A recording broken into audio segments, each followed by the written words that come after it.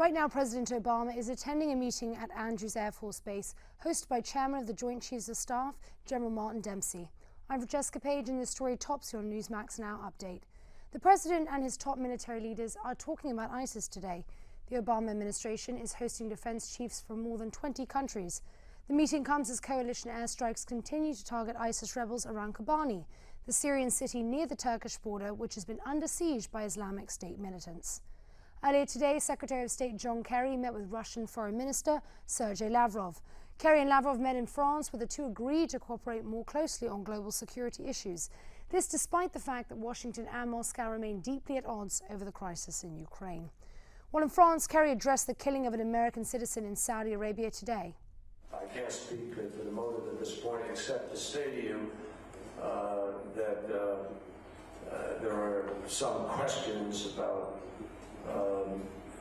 whether it was or wasn't a disgruntled employee. An American defense contractor died after a shooting at a gas station near the capital city of Riyadh. Another was hurt in that attack. Police say it's the first gun attack on Westerners in 7 years in Saudi Arabia. Back in the US, a Dallas nurse infected with Ebola issued a statement today thanking everyone for their prayers and support. The 26-year-old patient says she's doing well. Nina Pham became infected with the virus while treating an Ebola victim, Thomas Duncan, who died last week. Investigators are currently trying to figure out how Pham caught the disease. For now, she's receiving treatments which include blood transfusions from Ebola survivor Dr. Kent Brantley. Meanwhile, the World Health Organization says we may see a massive spike in new Ebola cases.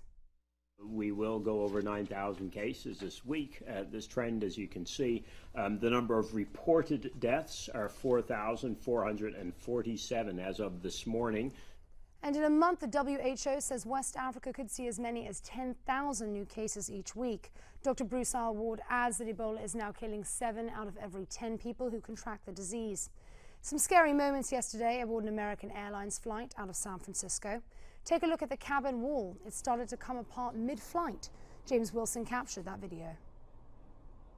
It sounded like bowling balls were falling from the overhead bins, and the very last thing that happened was all the interior plastic panels insulation started ripping out from the sides of the aircraft in the same row, both sides and up on the top.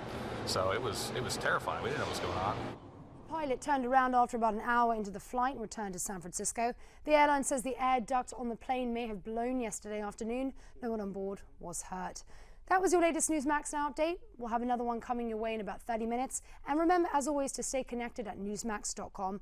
For now, let's head back to New York and the Steve Malzberg Show.